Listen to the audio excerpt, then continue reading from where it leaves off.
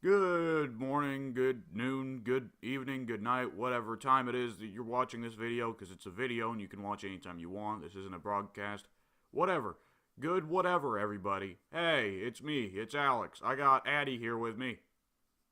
Happy Hanukkah. And I got Pink with me.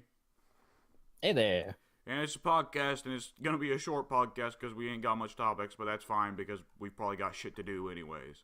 5 hours. Short podcast. Oh, God! As usual. Yeah. Alright. So, hey. Addie has brought up a topic deliberately to piss me off. Yeah, I saw the quote and I was like, okay, W needs to hear this. The thing, So, yeah. I heard it on my own. Actually, I did read that interview and saw that. So, just so I can fill in the audience as well, it says it is Hideaki Itsuno, I think director of Devil May Cry 5, who said, I really wanted to make a DMC Devil May Cry 2 after the first one. Yes. He also said that he really liked that game. Yes, he did say that. The thing that keeps getting brought up here, Hideaki Itsuno, it's difficult to tell with Itsuno because he's like one of the nicest people in video games development, which is a huge turnaround from Hideki Kamiya after Hideki Kamiya made the first game, because Hideki Kamiya is well known as one of the biggest assholes in the game industry. Like, have any of you guys ever seen Hideki Kamiya's Twitter account? No. I've not. I don't even know who that is. It's the director of Devil May Cry and Bayonetta, I think. And the first Resident Evil, maybe the first 3 Resident Evils, as well as God Hand, Beautiful Joe, Okami. And he was the guy behind that Scalebound that Xbox was going to come out with a couple years ago, but they canned. You remember where you're the little Dante-looking guy who's fighting a big-ass dragon? Yeah, and offset glass from your oversized headphones or whatever it was, I forgot. I never really paid attention to that game. Well, I was, because I'm interested in whatever Hideki Kamiya is going to come out with, but then it got shit canned, so whatever. But yeah, Hideki Kamiya is infamous for being an asshole who tells people to fuck off and bans people from his Twitter regularly. So Itsuno is a much nicer guy and has famously been trying to praise DMC ever since it came out and trying to lighten the load on Ninja Theory there, I guess. But it is also notable that Hideaki Itsuno did actually come in and do some work on DMC on the reboot. Only on the gameplay side. He had nothing to do with the story side, which is where the majority of the issues with the reboot lied. The gameplay could be fun. Yeah, I thought it had some serious issues, but it had some solid stuff. My favorite is still the feature that is flying into the air with the one Infinite. Yeah, that thing is actually I've figured out is kind of possible in the older DMC games. It's just way harder. Well, yeah, the issue is not that it's possible. The issue is that it's literally a move that you do. And it's not even a hard move. I think it's just like left trigger and hit. Like light hit or something. Yes, that's the thing. Like, I figured out with Devil May Cry 4 one easy way to do it with Virgil, but I've not figured out a way to get it consistently to be done with any other character. But that's pointless. The thing is, yeah, Hideaki Itsuno did work on DMC, the reboot, a little bit, only entirely on the gameplay side. But there is some noticeable stuff where they tried to retain innovations that the reboot made for Devil May Cry 5. Notably the fact that you get the Killer Instinct announcers saying your style rank whenever you move up a style rank.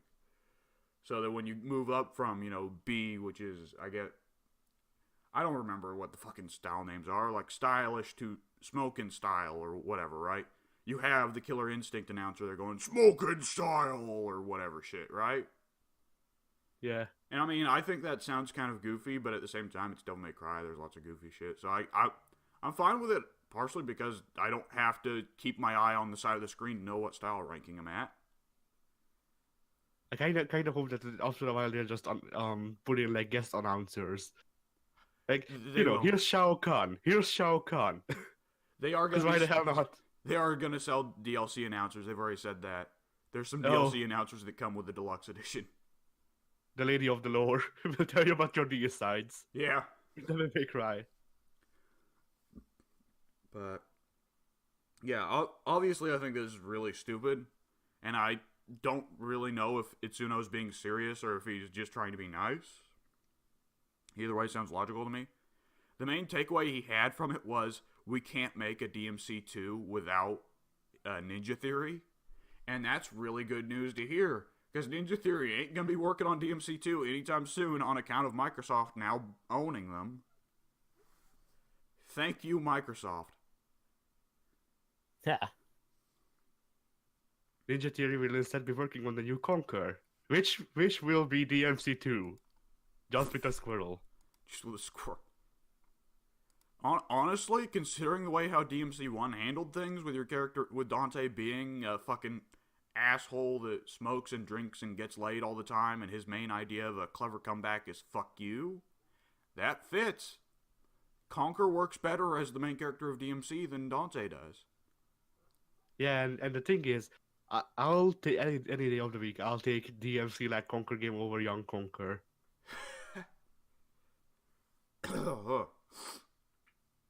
Alright, so move like, okay, I'll just hit this last Devil May Cry topic, because we've been paraded with Devil May Cry lately, partially because I'm such a fucking nerd about it, and I want to get it over with, partially because I can feel Pink dying a little bit the longer we talk about Devil May Cry. So it's going to be introducing microtransactions in Devil May Cry 5. Nobody is surprised. Yeah, nobody is surprised, because 4 had, the re-release of 4 Special Edition had microtransactions. But people are acting like it's a new thing. They're acting like, oh boy, Capcom brought back this old franchise to turn it into another microtransaction, fest.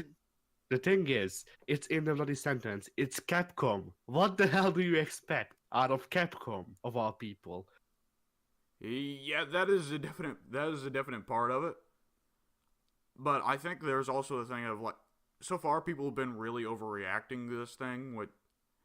I mean, I know that's a controversial opinion to make, to ever say that a negative reaction to microtransactions is an overreaction. Yeah. I feel like if they walked into the Capcom offices and just killed everybody, then I'd still get in trouble for saying it was an overreaction at this point, you know? Yeah.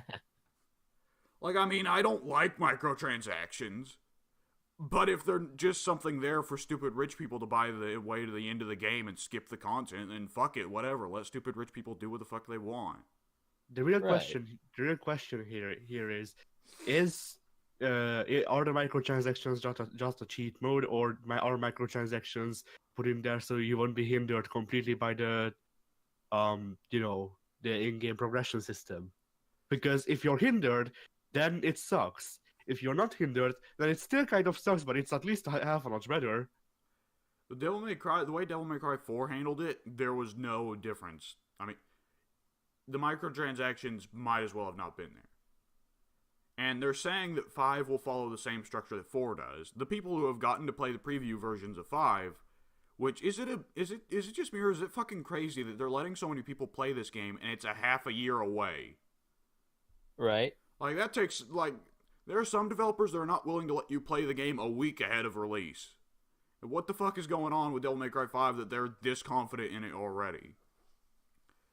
But what I wanted to say was, the people that have gotten the preview copies already say, like, the money comes in at a good rate. The progression is already at a good rate. Which then raises the question I have, who the fuck is into Devil May Cry and is going to do this? Because That's what I wonder. Devil May Cry fans, they enjoy the structure like this. They enjoy getting better at the game like this. They enjoy starting off with a weak, shitty little character and getting better. Who is going to deliberately skip this? I suppose there's some people that may try and cut to the hardest difficulty, but that isn't what they're selling. They're selling upgrades for your character. If you could just cut straight to Dante Must Die difficulty, people would be buying it in droves. Or not in droves, excuse me. People would be buying it if they're the hardcore fan nerds, you know. Right. Yeah. Because it's Devil May Cry. So, yeah, I'm biased here, obviously, because I'm just happy to have Devil May Cry back, but I think people are massively overreacting, which with the modern gaming community is not not irregular. Right. I'll just take the easy option, blame Witcher 3.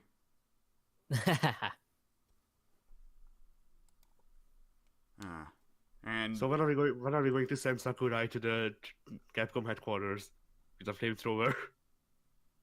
why Sakurai? Wasn't the running joke that Sakurai just goes anywhere there's outrage and just blows them up? No, I don't remember joking about that. That has completely slipped my mind if I did joke about it.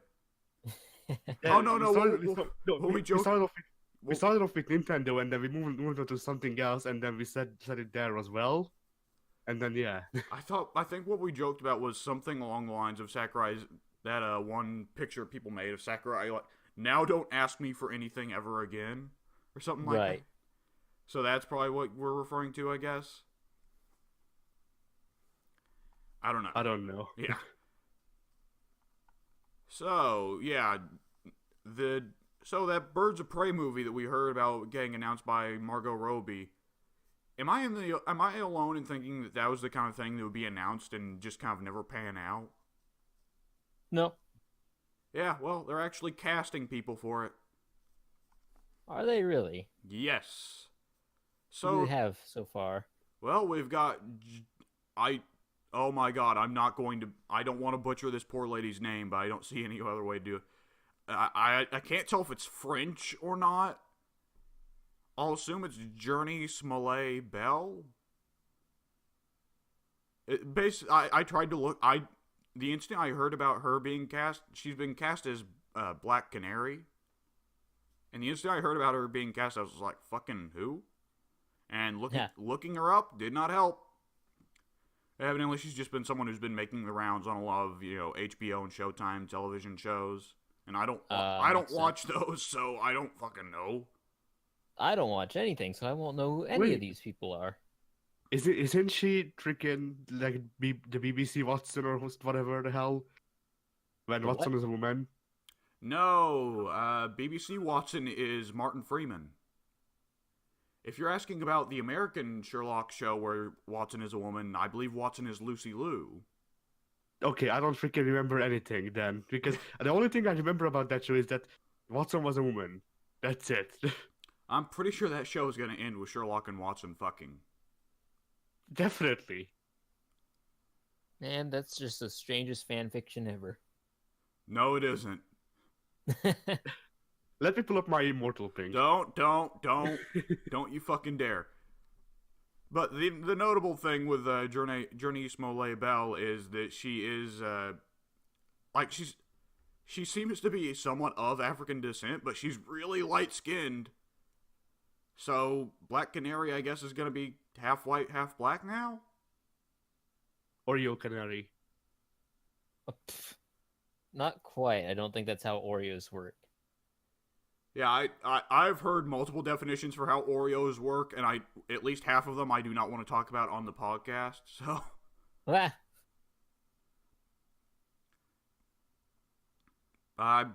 believe mulatto was a phrase used once upon a time, but that may actually be politically incorrect now, because I think that may have been used by like slave drivers.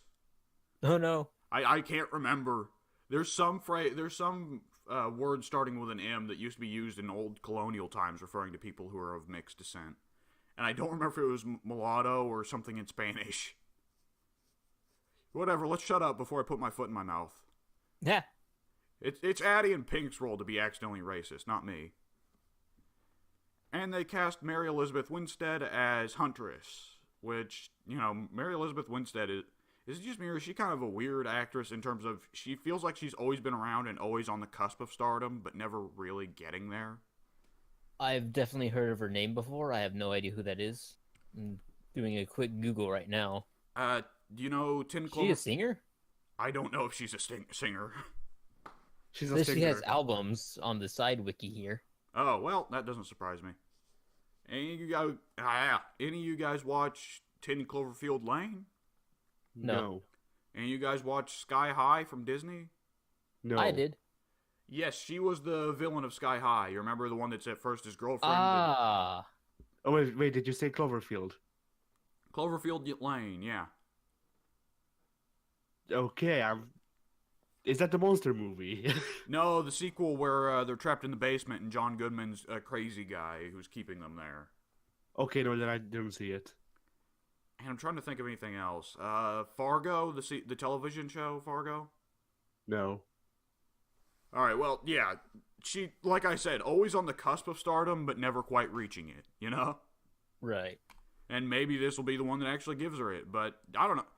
Like, I've obviously never really seen Journey in anything ever, so I don't know if she's good casting for Black Canary. Right.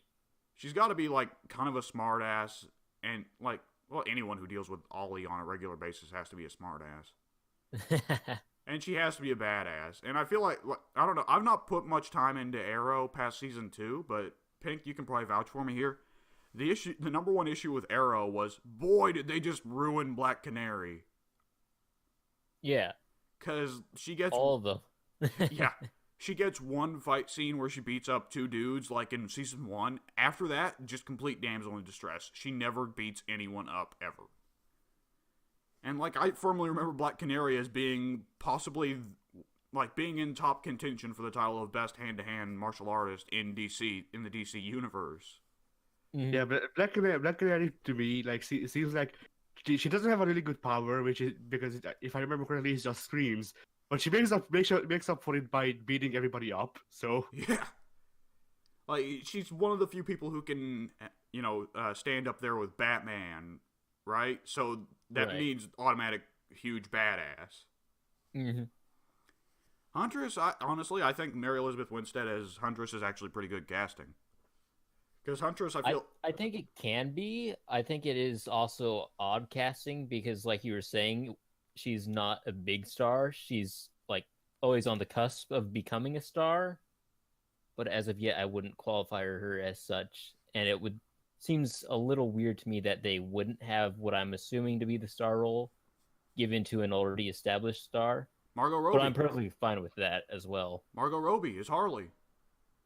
They're totally going to have Harley there if Margot Robbie's the producer. I suppose that's true. Which is going to be weird because I don't think the Birds of Prey lineup in the comics has ever actually included Harley. No. It's always been the classic lineup of Oracle, Huntress, and... oh man, how are they going to do Birds of Prey since they can't have Barbara Gordon?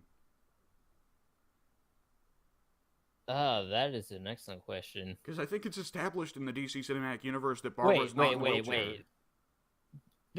Didn't they already establish... I just said question. That's funny. Didn't they already establish that Renee Montoya was going to be in there? Oh, I believe they did, yeah. So that's the replacement. I guess so.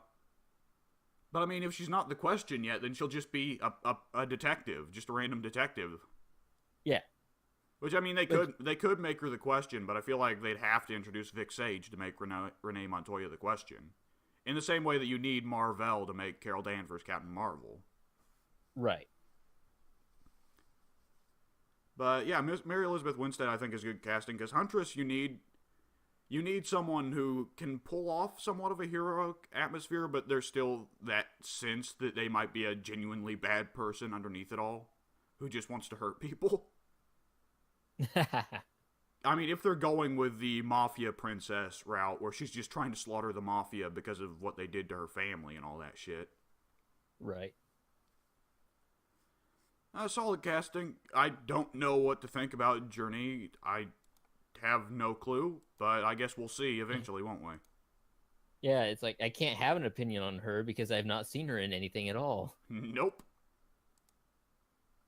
Oh, I guess she's doing a TV show called Lovecraft Country, which I like Lovecraft and Jordan Peele's working on it, so maybe that's good.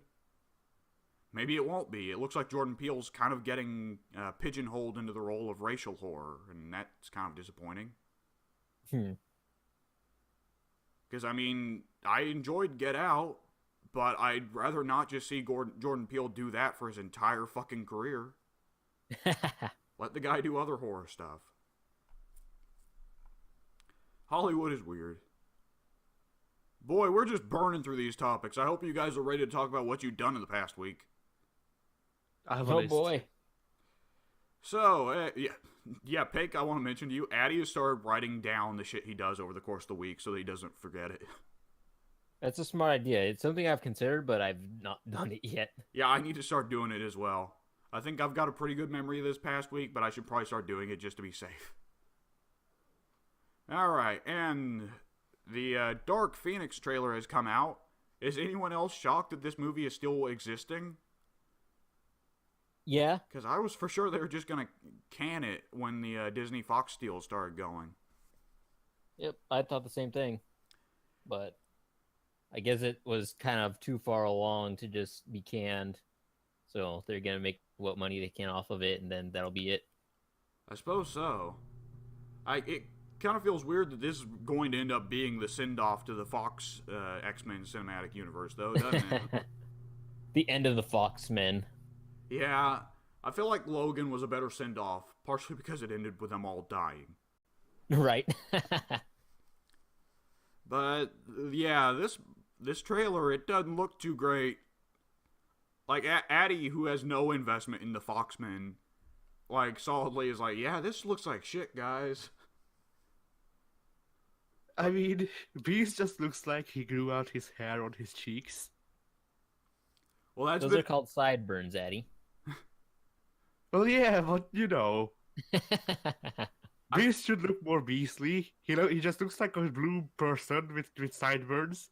Which I mean, you know, like Beast Boy maybe this could pass as Beast Boy if he were green. But you know, I agree. The issue has always been the issue is that they've got this Nicholas Hoult kid as Beast, and they're trying too hard to like. The issue with casting Nicholas Hoult is that Nicholas Hoult is like a cutesy, teeny guy. That he was in that fucking zombie romance movie. What was it that came out a couple of years ago? Oh, I know exactly what you're talking about, but I have no recollection of what that movie is called. Dying for Love. It wasn't, but it should have been. It was Warm Bodies. Warm Bodies was the name of it. That's right. This is the issue with casting what is effectively a teen star guy as Beast. They're trying too much to make Beast cute and attractive. Which, I mean, Beast does have a bizarre amount of people that find him attractive, but I don't think that they wanted this if they thought Beast was attractive before. Yes, Alex, furries exist, we know. Yeah. Yeah, I just have to bring it up because I find it amusing that some people want to fuck Beast. And some people want to fuck Nightcrawler, too. Admittedly, Nightcrawler, people wanting to fuck Nightcrawler is actually canon in the comics, so hey. That guy, like, right. Nightcrawler's How dare you? Nightcrawler is freaking charming, man. Isn't Nightcrawler like a freaking, like an actual lizard person, though? No, he's half demon. Right. Which is fucking stupid. The Azazel retcon is one of my most hated in comics. I can't fucking stand it. Same here. Stupid mutant angels and demons. Like, mutants are already established as being weird enough that you can use that alone to justify why he has the tail and the blue skin and the teleporting. I mean, just Mystique being his mom justifies the blue skin.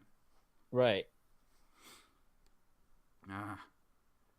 But, yeah, Beast doesn't look great, but Beast hasn't looked great since they introduced the Nicholas Hoult Beast.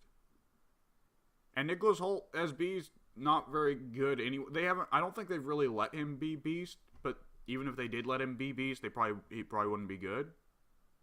Right. I mean, God forbid I ever praise X-Men 3 for anything, but fucking, oh, help me here. I legitimately just thought of his name a second ago, and now I've forgotten it. It's, what is it, Lindsey Graham? I'm looking it up. I can't believe I forgot about it, because he's an actor I always love to see. Damn it. And he plays Joe Bob in Simpsons. Oh, come on. Kelsey Grammer. I don't know why I said Lindsey Graham. I knew you were close. Lindsey Graham is a politician. Lindsey Graham is a politician. He was one of the Democrat candidates for president in 2016. Yeah, Lindsey Graham is the beast. It's the Graham grammar that got me confused. It's like a name that can also be used in a feminine way with the Graham at the end. Yeah, I heard you say Lindsey Graham, and I was like, that's really close, but I don't think that's it. But yeah, Kelsey Grammer as Beast was great casting, if you ask me. Now, I'm sure somebody's Right. going to disagree with me, but, like, Beast needs to be that, like, despite how big and muscular and bestial he is, it needs to be funny that he's intellectual and a rather foppish one at that. And Nicholas Hoult comes off as more of a, well, a teeny, troubled, angsty Beast, you know? Yeah. Which, I mean, Beast does need to be bothered by his bestial state, but he doesn't need to be that bothered. It shouldn't be his defining trait. That's been grim. But Right. because of the freaking because of all these like new edgy characters that are rising right now, I kind of hope that they will have a point in the movie where the school gets attacked and they play pumped up kicks. Nope, that was the school last gets movie. attacked again. That was the last movie, Addy. Wait, that actually happened. No, It's they didn't. happened a few times now. Well, they never played pumped up kicks. I think that's what Addy's looking for here. Not. Yeah, that's the joke. No, that I don't think they did that. That'd be impressive if they did. And if they did play pumped up kicks, Addy, I don't think most people would get it. Because pumped up kicks is a song that most people listen to without understanding what the lyrics mean. Like, here, let's take a shot. Pink, do you know what the lyrics of pumped up kicks are? Yeah, I do. Okay, yeah. Because, like, I only found out, like, half a year ago. Ha. I actually found out about the song after I saw the lyrics. So Yeah. Well, it was very big on the radio. What were you doing? Googling edgy lyrics? no, people are talking about like misleading songs in style and lyrics. And people kept saying pumped up kicks. So then I looked up what was so misleading about it, and then yeah.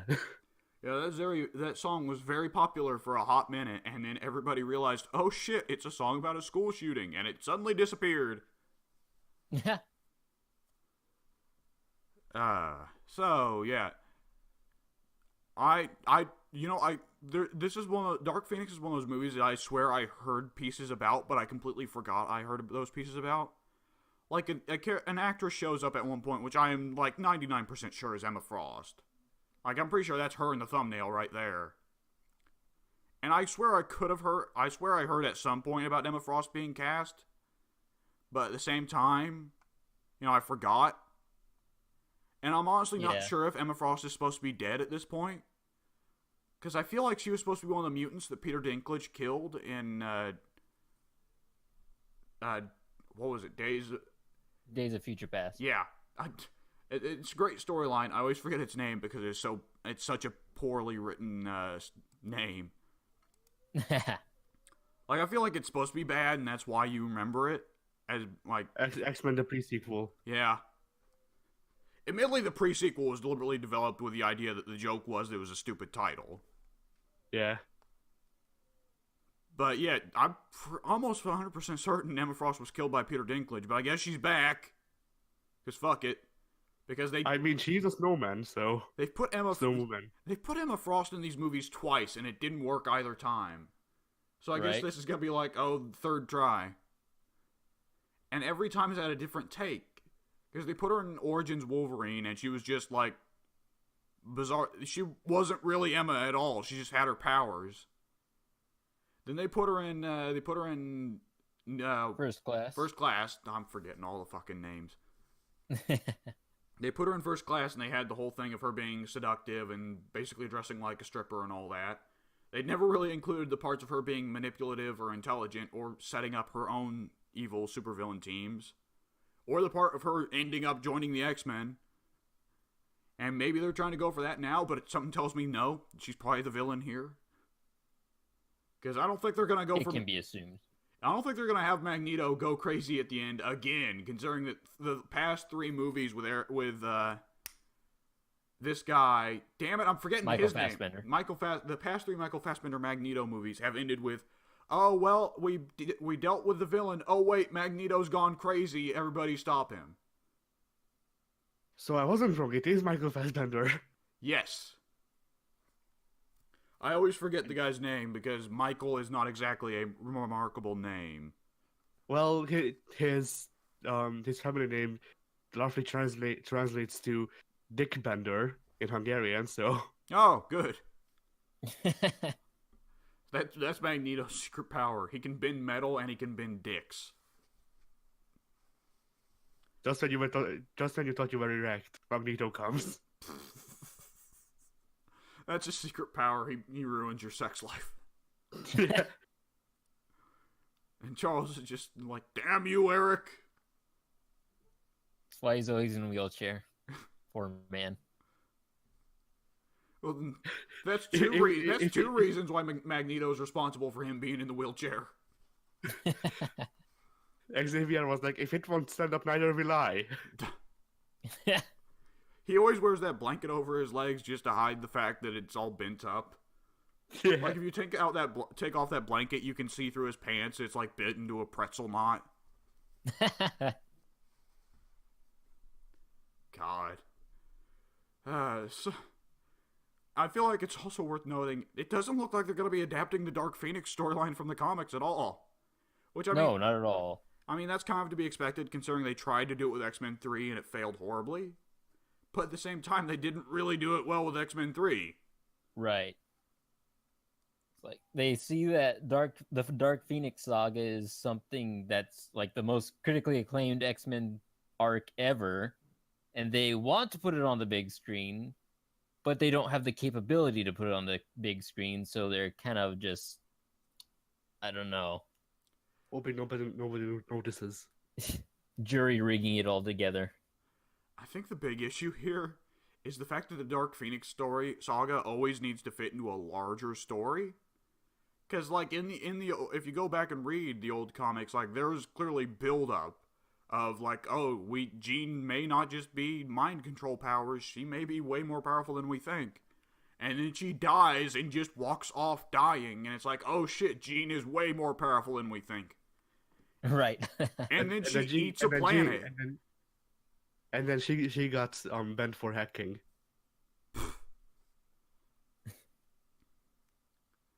So without the grand wider storyline there's that. There always has to be the build up of having Scott and Jean in a relationship to add the tragic element there. Mm-hmm. And the thing and is, there's been none. every single fucking movie has screwed up Scott. Right. Like, there's a vital Scott needs to be an asshole. Scott needs to be, like, at the point where he's such a prick that you, on occasion, feel good about Logan being an ass to him. But at the same time, there needs to be the clear moments where Scott's in the right. And even though Scott's kind of an ass, you need to know Scott's in the right, even if you don't want him to be right, you know? Right. Scott needs to be sympathetic, and throughout these movies, the only character trait Scott has kept is dickhead that won't let Wolverine fuck his girlfriend. Which it says a lot. It says a lot about fans that they're like, no, Scott, let Logan fuck your girlfriend. Like, what was the first X-Men movie about? Like, Scott's a dickhead because he won't let Logan fuck his girlfriend like any normal person would? Huh? So, But you don't understand. Bone claws. yeah. Oh God, we haven't got the bone claws back yet, have we? We saw them in Origins for a little bit, but we haven't got them back yet. Oh God. So yeah, I mean, remember when Scott died in X-Men 3 and everyone collectively just kind of went, huh? Yep. Yeah. So, Jean, but Jean, at the same time, we can't really feel bad for Jean dying because they never really made Jean a character beyond the thing that Scott and Logan fight over, you know? Right. She's never been a character of her own. Like, the only characters they've got to go off of here are Professor X and Magneto and Mystique because they've been here for all the movies. I mean, there's the Apocalypse New X-Men, but who watched Apocalypse? Unfortunately, I did. The editor. That poor bastard. Didn't they make Storm evil in Apocalypse? Yeah. Man, you want to talk about fucking character assassination. Like, Scott and Jean got it. Scott and Jean got it bad. Storm got it fucking hard, man. She might as well not exist in these fucking movies. Yep. Remember when Storm was a horseman of the apocalypse? I do. Why? Fond memories of that. Because they couldn't bring in Gambit or Angel, even though they've already brought in Angel, but now he's not a founding X-Men, so fuck it. No, Angel was actually in that movie. He was? Yeah, he was one of the horsemen as well. Oh, fuck me. It was probably the dumbest thing in cinema I've ever seen. But they can't bring in Gambit because they gotta have Channing Tatum be Gambit. Fuck Channing Tatum, by the way. Just reminds me, wasn't Channing Tatum supposed to be the Hamburglar or something? The what? The Hamburglar? Yeah. What? I'm sorry, what? I think McDonald's were going to rebrand the Hamburger as like like a handsome guy, basically, like a sexy Hamburglar. And I'm not remembering if it was just generic handsome man or Channing Tatum, but What the fuck? yeah, let me look this up so I can send a picture. When did Channing Tatum become generic handsome man? I don't know. He started his career. Why would you ask that question? He has never not been generic handsome man. Are you fucking kidding me? Shit, the moment he started his stripper career. It's at best. God. Ugh. Here you go. Oh. I don't remember that. Admittedly, I've not had cable for 6 years, so I don't watch TV ads anymore. I've never seen that in my life. This wasn't a TV ad. This was all over the internet. Oh, so it's like a projected concept that leaked out. Oh, wonderful. No, No McDonald's cheeseburger looks like that, by the way. Is he holding a fucking Wendy's burger? Because that doesn't look like a McDonald's burger. Here's a freaking like. It's sort of We stole some good food this time. Yeah. So here's what's on English like news article says McDonald's unveils new hamburger after sexy makeover, and that's the picture. The new plan, the new business strategy of McDonald's is the Hamburglar will just steal all the other hamburgers, so you have no choice but McDonald's. Yeah. He won't steal McDonald's burgers because they're shit, but I actually like McDonald's burgers a little bit, but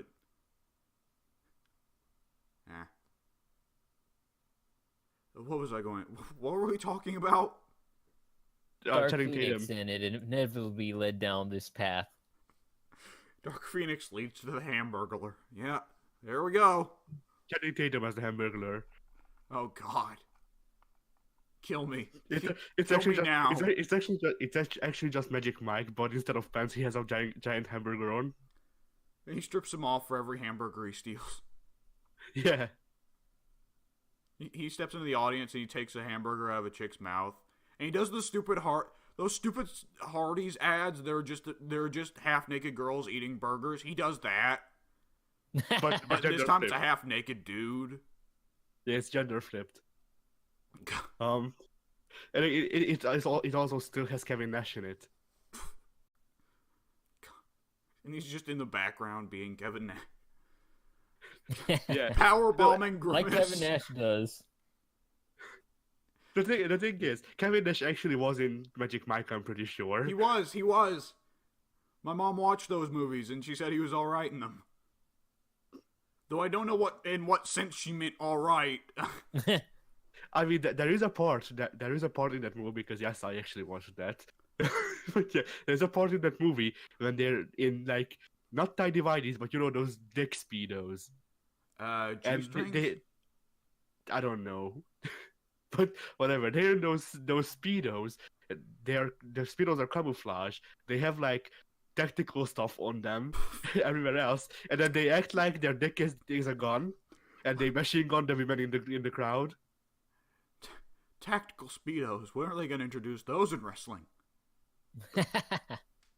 The ultimate space to hide foreign objects. Yeah. It's like that one gif of Japanese wrestling where a guy reaches down the front of his pants and it looks like he's fiddling with his dick, but instead he just pulls out a gun. I haven't seen that. And he starts threatening the other wrestlers in the ring. He takes one of the other wrestlers hostage. Man, why do I not watch Japanese wrestling? Because when it isn't being stupid, you're watching somebody get their skulls caved in. Right. I think I might Because have found the Japan gift. gives no fucks. Japan lit Terry Funk on fire and then told him to get back in the ring.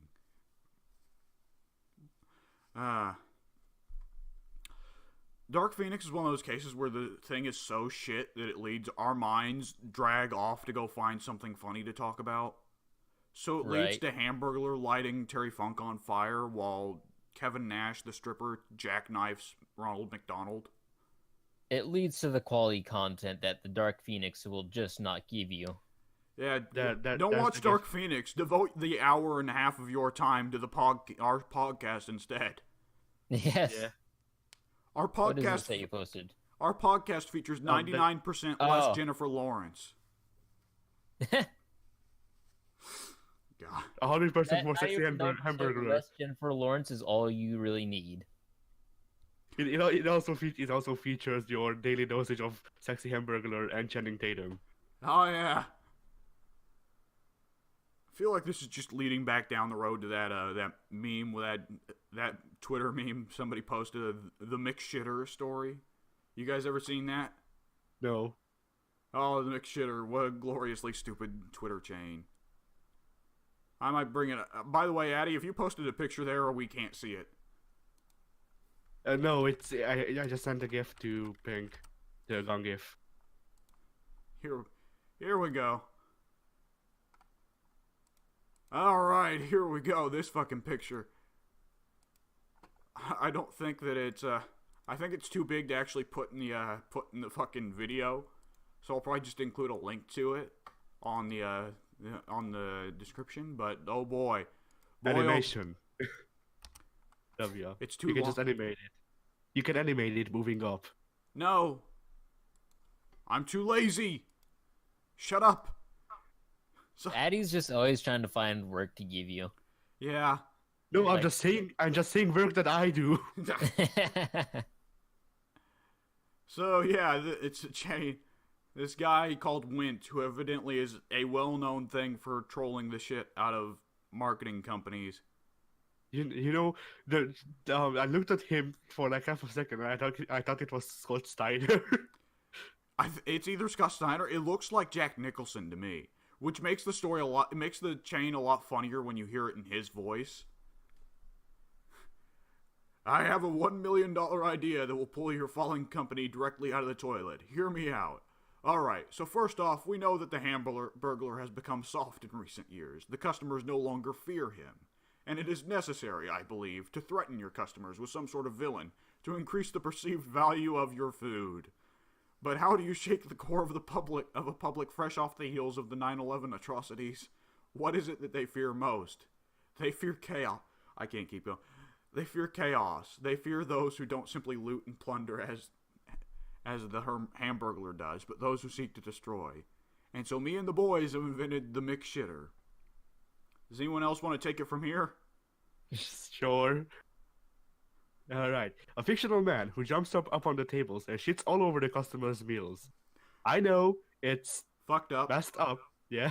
But shit is one of the less apolitical threats 99% of people on both sides of the 99%. spectrum. Yeah, Yeah, the of the 1%. spectrum don't like. The 1% of strategists. This money is in the bank, or this is money in the bank. Put the McShitter in all of your branding and enjoy the a tenfold increase in likes and retweets. Your current slogan, I'm loving it, will no longer do. I would suggest replacing it with, look out, here comes the McShitter. It will go without saying that he's an ugly son of a gun, goblin-like someone you'd particularly not want shitting on your food. I would suggest studying caricatures from early 1900s racist war propaganda to help your team devise his gruesome appearance.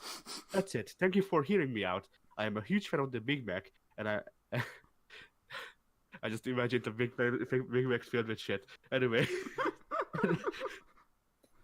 And I'm nice once you get to know me.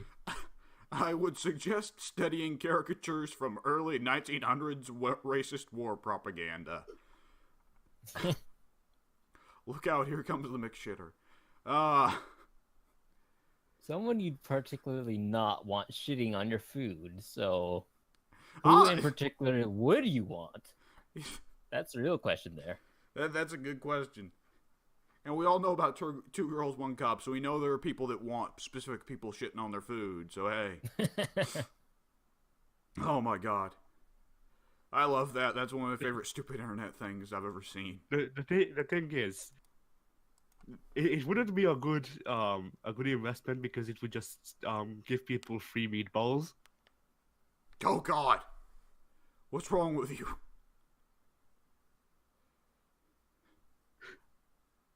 Oh god. Hey, so, we talked about something serious at some point. Who wants to talk about something else that's also serious? Oh, what's bloody serious? hell. Disney. Black. Disney. I'm sorry, what? Did you just say black and that's it? Sirius Black. Sirius Black. Why are we talking about Harry Potter? Because Pink asked what's serious. Oh. God. So, the Star Kathleen Kennedy, her deal working over the Star Wars stuff for Disney has been extended by 3 years. So, yeah, this is going to be a little bit of a controversial decision, isn't it? Yeah, how many movies can they pump out in 3 years? Well, at first it looked like they were going to pump out 3 in 3 years, but now it's looking more like they're going to pump out 1. Yeah, because they had to slam on the brakes. Yeah, after the unmitigated disaster that was Solo. And the funny thing is, everyone that watched it was like, yeah, it was alright.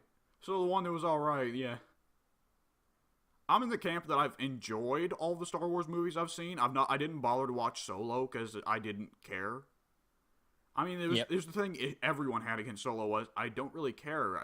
Han Solo didn't need a movie of his own. I wasn't curious about his past. Right. You just kind of accepted, oh, he's a drifter. That's it. His best was talked about in the hit song Solo by Theo Cruz or whoever the hell. So, Nobody wanted an X-Men Origins Solo. yeah. Why'd they give it to us? Yeah, that is pretty much exactly it. What was I going to say? I mean, I enjoyed Force Awakens, Last Jedi, and Rogue One. I mean, if I look at them from an objective standpoint, they all have serious issues. Oh yeah, probably. Like Force Awakens, on one hand, I appreciate the repeat of New Hope, but at the same time, it did it a little too hard. You're right. Where it's like, oh boy, I just watched the same movie I watched 10 years ago. Updated for a new audience. And it had a lot of, feel good, sentimental nostalgia moments, but at the same time, they were exactly that. They were just feel good, sentimental, nostalgic moments. Right, and then those moments don't translate well on multiple viewings. Yeah. At least not for me. I know, the second time going through it, I was like, that's not even half as good as it was when I saw it in theaters. Some of the stuff has aged well. There's some stuff that still feels good, like seeing the X-wings flying over over that sea, that lake or whatever. That still feels good. But then some of the goofier stuff, like Han Solo trying out Chewbacca's crossbow. It's like, oh yeah, I get that that's a send up to nobody really talking about the guns or how ridiculously powerful Chewbacca's gun is. But it loses a lot of its amusement value on later viewings. Right. My biggest gripe about The Force Awakens was that I watched it with because I'm not sure how much we've talked about this on the actual podcast, on recording, but I'm not the biggest fan of Star Wars, which is to say I don't care. So I watched The Force Awakens with my friend who really loves Star Wars, and also with my mom who dislikes Star Wars. And without having ever actually seen a Star Wars film, my mom said everything that would happen 5 minutes before it happened. Okay, what about... fuck it, it's a 2 or 3 year old movie, I can spoil it. What about Han's death? Aside from that. Yeah, I spoiled that. Yeah. Hey, Mom, did you know that Han Solo doesn't want to be in these movies anymore? Yeah. No, I spoiled it. I spoiled it to my friend who really loves Star Wars, so he didn't go and watch it in the cinema because of it. God. You fucking asshole. I spoiled it there, but the movie's 3 or 4 fucking years old. If you haven't watched it yet, that's your own fault. But, spoiling it when it was still in theaters. the thing is, this was before the movie was it. I'm not sure. The thing is, usually he's the one who spoils stuff for me, is one, and two, usually spoilers don't affect him.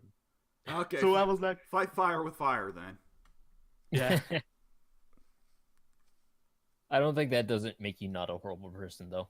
Yeah, I don't give a shit. I like Punisher Well, mentality. On camera, I kill animals in video games. Yeah. I can't be more horrible. This is true. point. We already knew how bad you were. Yeah, you're horrible for killing animals on camera. Ignore what I have Terraria doing right now while it's running in the background, please God. Oh yeah. Pink. Just Don't know tell him. Don't tell him. He'll have to see No. in person. No, I'm just gonna say I'm not the only horrible person now. Yeah. This is pretty bad. I want to get it on recording. Seeing Pink's first reaction to this. Oh man. But yeah, Last Jedi was way more. It wasn't like. I like the direction it took with the trying to being similar to the old movies, in terms of where Force Awakens just straight up took New Hope. Last Jedi took parts of the of Empire Strikes Back, but still did enough different that it didn't feel like you were watching the same movie again. Mm-hmm. Like, I'm particularly appreciative of the moment where where they imitate the "I am your father" bit, but instead it's, yeah, your parents were nobodies. And I know that's a spot a lot of people hated in the movie, but I actually kind of enjoyed it. But at the same time, Last Jedi is probably one of the most controversial movies that's ever came out, ever. Like, fucking seriously. There are no weak opinions on this movie. Everyone has a fucking strong opinion on every part of it, you know? I don't. They either find it to be a starkly... You don't care about Star Wars, though.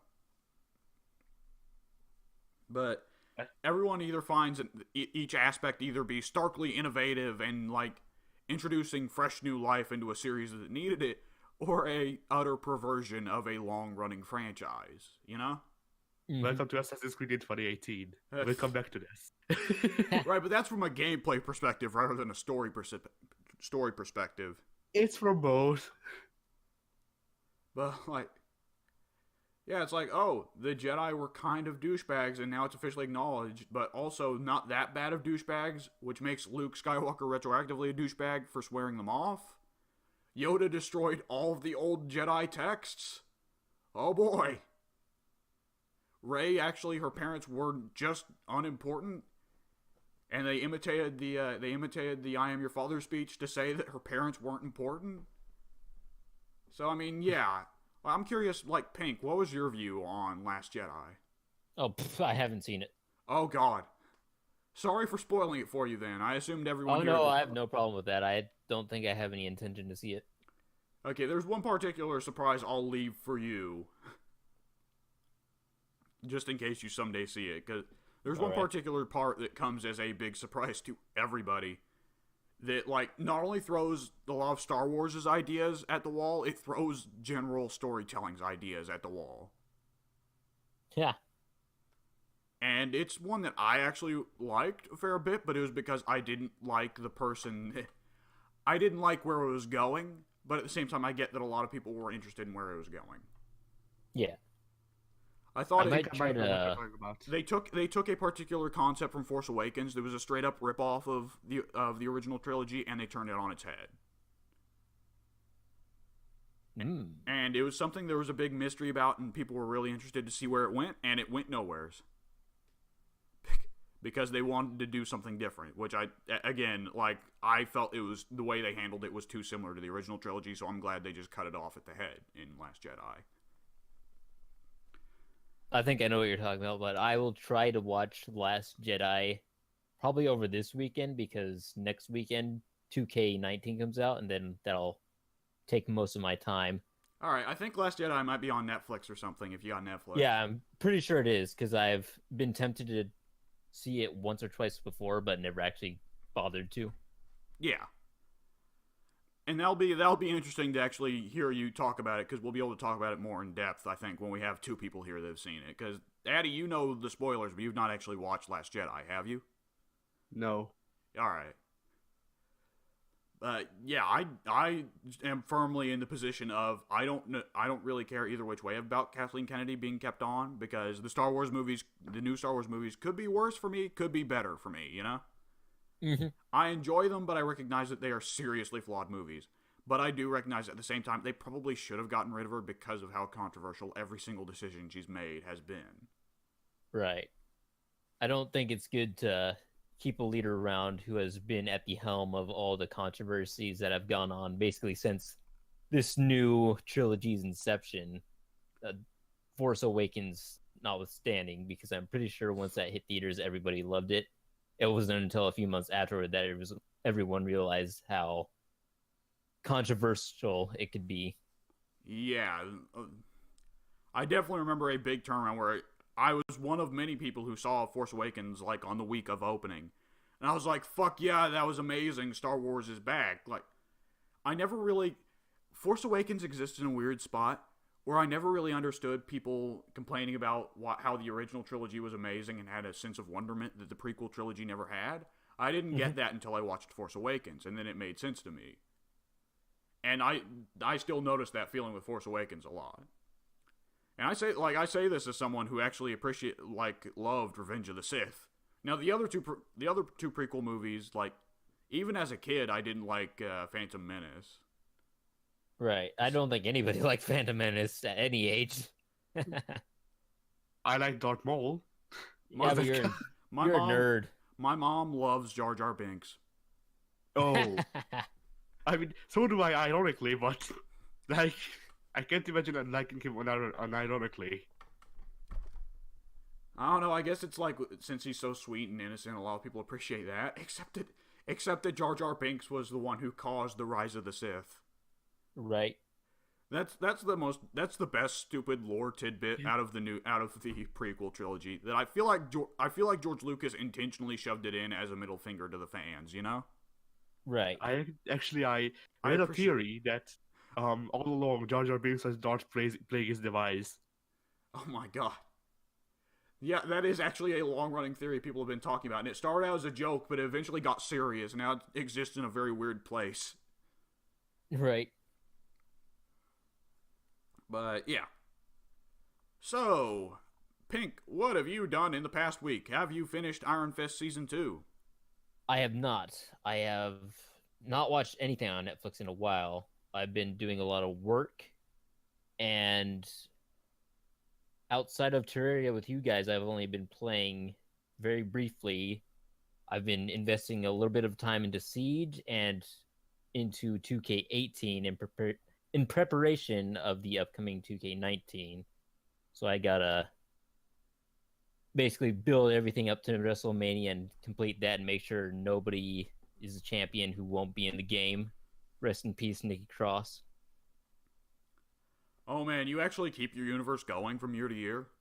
I try. I've been trying since 13, I want to say.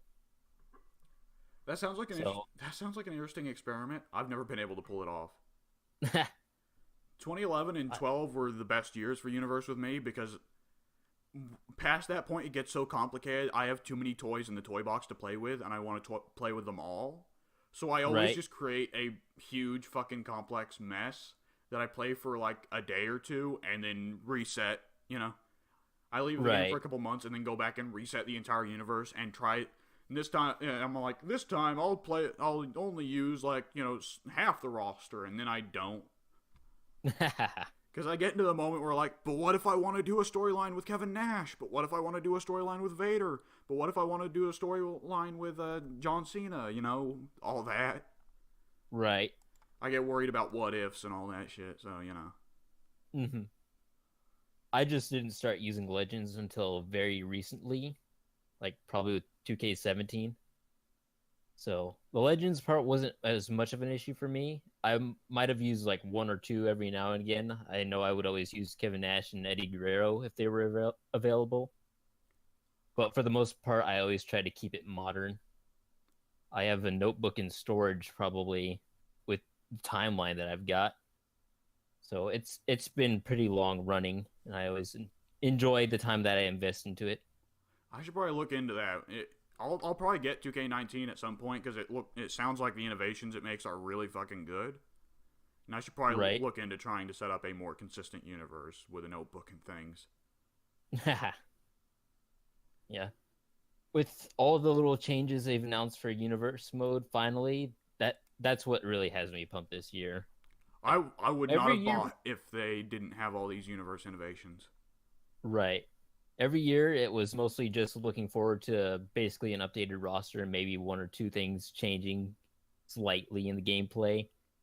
This year, it feels like there's actually a reason for me to be excited for its release. Yeah, like, I'm in the same department. Whenever I hear about new innovations in my career, I'm like, yeah, I'm not going to play my career. Because it's just a fucking structured, you might as well just made a story mode since it's a structured experience every year, and it shouldn't be. Right. It's basically 2K's Road to WrestleMania, but you don't actually get to play as a wrestler, you get to play as a created character, and I don't find that to be particularly fun. I don't want to play any single-player mode as a created wrestler. I hate fanfic insert games like that. Like, it's different for RPGs, but nearly any other genre that does it, I don't like it, you know? Mm-hmm. Technically, you can play as wrestlers if you copy them over to a created wrestler slot, but then you can face yourself. Yeah, I was about to say, you'd copy over Ric Flair and then be called Buzz. Yep. I feel like that'd be terrible. With defining yourself, I just remembered, I had matches where, I had Invasion on in 2K16. I already finished my career mode with one character, and I started going through with another. And the best thing was when the created wrestler that already finished my career, his finished my career version, went up against a slightly older version of himself, and this was nearly every week. I feel like that's an X-Men storyline, isn't it? Or a Spider-Man storyline, probably Spider-Man. Yeah, it's probably during the clone era. Yeah. I feel like there are probably a few comic stories where, like, the current versions of themselves fight off older versions of themselves. I know Kang spends his time regularly dealing with such issues. Yeah, but considering that Kang's entire idea is, oh, well, I'm everywhere's and every win at once. Right. And it's inevitably going to run into issues like that. But, what was I going to say? Did you watch any movies? I don't believe so. Alright, is that about it then? Yeah, I think so. Alright, Addy, what'd you do this past week? Alright, so looking at the list, I played Rage, or a bit of Rage, since the new game's coming out. Right. I played for a good hour and then deleted the game because, yeah. Yeah, I believe I also did the exact same thing. What is Rage? Rage is, what if the Doom developers teamed up with Bethesda to make a slightly, that's an understatement, but to make a worse Fallout New Vegas. To make a worse Mad Max. It's closer to Mad Max than Fallout, I'd say. Because it isn't so much about, society, politics and all that, which Fallout is very much about. It's more about, the Mad Max stuff of, oh, bandits, kill them. Right. The main takeaway, I remember when journalists were trying to build the game up as being huge, and their main thing they always showed off was the triple boomerang. And that was always the point they made for some reason. Like, I guess it was supposed to be really cool, but it's just a triple-headed boomerang. We can be three times an Aussie with it. So does that mean that a regular two-headed boomerang, you're still 2 times as Aussie? Yes. Oh, Pablos are escaping. But yeah, I played a bit of Rise of the Tomb Raider, which fell to the same fate. Oh, God. Yeah, I've heard the last two Tomb Raider games have just been fucking train wrecks. Well, the thing with the rest of Tomb Raider games is that it's more or less the exact same game as the first remake, and for some people that might not be an issue. For some people like me, it's a bit of an issue because there were parts that I didn't like in the first Tomb Raider remake, and some of them still haven't been fixed.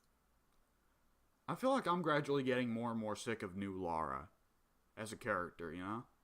Because she's never really being a character. Well, yeah, there's also the part where she's never really badass, which not all characters need to be, but for some reason I see Lara Croft as a badass. You remember the build up to the reboot when they said they No. wanted Laura to be a character that the player wanted to protect? Oh right. And then they included the scene that very clearly looked like it was going to be a rape if you failed the QuickTime event. Yeah. I've played Reboot. I tried to get very far in it. I did see the scene that was totally going to lead into a rape, and oh boy. Yeah, that's uncomfortable. I mean, thankfully what I've heard is from people... Like, I didn't fail the QTE because I got spooked, but what I've heard is if you fail the QTE, the person just kills you. But, like, the fact that it's very clearly meant to indicate that, like, oh, this guy's going to rape Lara is like, ooh. It feels like they didn't understand what Lara was in the original games, you know? Yeah. Because, I mean, people complained about Lara being kind of a sociopath in the old games, but I'd take sociopathic badass over, oh no, I have to do the bad thing again. Because every one of these new Tomb Raider games has a spot where Lara is like, oh no, I killed a man, I'm a monster. And it's like, you've killed hundreds of people. The thing Island is, full of people in the first game. they really should invest in Bohemian Rhapsody. But You're not wrong. But the main problem with the current video game industry, actually, for me, well, a lot of not the current video game industry, a lot of current characters and current reimaginings is that they try to humanize characters who were obviously psychopaths and stuff like that, and it's like there's no real issue with that. The problem is sometimes it's better to leave them to be psychopaths because it's a video game, as sometimes and normal is boring a lot of times. Talk about new Doom. Yeah, let's go there. Where Doom Guy, there's none of that bullshit with Doom Guy. Yeah. He's just fucking ripping and tearing people apart. Well, not people, demons. Ripping and tearing demons apart, blasting them at point blank with shotguns, and he just doesn't give a fuck. Yeah, arguably Doom Guy got worse in being a psychopath. Yeah, because before he just stuck to shooting people, now he tears them apart with his bare fucking hands and beats them to death with their own eyeballs. He's just had enough. He doesn't get paid enough for that crap. I do love that they actually like the stupid comic that everybody makes fun of, Rip and Tear. That became so popular that it is effectively now the official interpretation of Doom Guy's personality. Where he's just a screaming lunatic rampaging through the halls, tearing demons apart. And all the humans that are left just kind of shit their pants and try to get out of the way. As the fucking moving human killing machine just keeps going.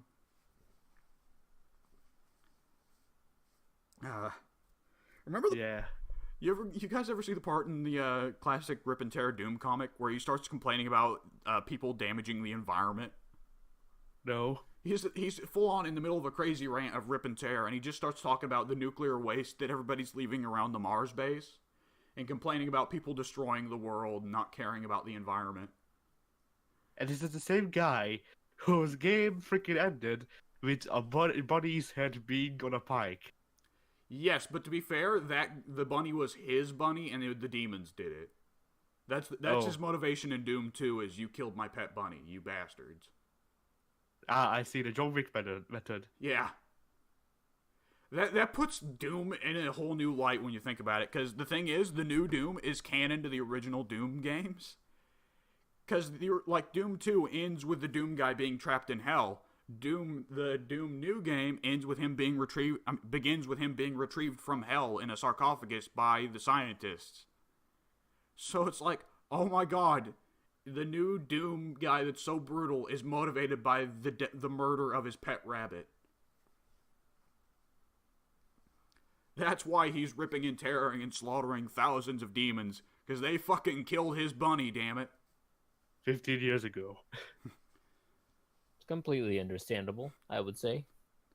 I appreciate that at this point he's just a... Like, imagine if Kratos took away all of his character except for the Ares! And that's just all the character is. So Kratos. Yeah. And, like, so Doom Guy's just a big fucking ball of rage on the move constantly. What were we talking about? Oh, you were talking about Tomb Raider, right. So do they do the same thing as the reboot where you get the big cutscene where Lara cries to herself after having her first kill, and then literally the next, like, as soon as the cutscene ends, you have to shoot 3 people in the head, and Lara has no reaction to it? I don't remember. I wasn't paying attention. I don't think that stuff would be so bad if they had left it in the first game. But hearing that they've had 2 other games where she's still this frail butterfly of a character. But by the end of every game, she's like, okay, well, I guess I'm a psychopath. I guess I better kill people. But then the next game, she resets. Right. She should have just become a psychopath at the end of the first game and carried over with that attitude into the second and third games. Yeah, by the third game, she would be Doom Girl. Yeah. Exactly. Well, I mean, in the classic games, I think there was actually a moment where Lara breaks into a museum to steal an artifact. And the people running the museum aren't evil, the security guards aren't evil, but you have to kill all the security guards anyways, so they're just random innocents that Lara is butchering. So yeah, that's with the MO.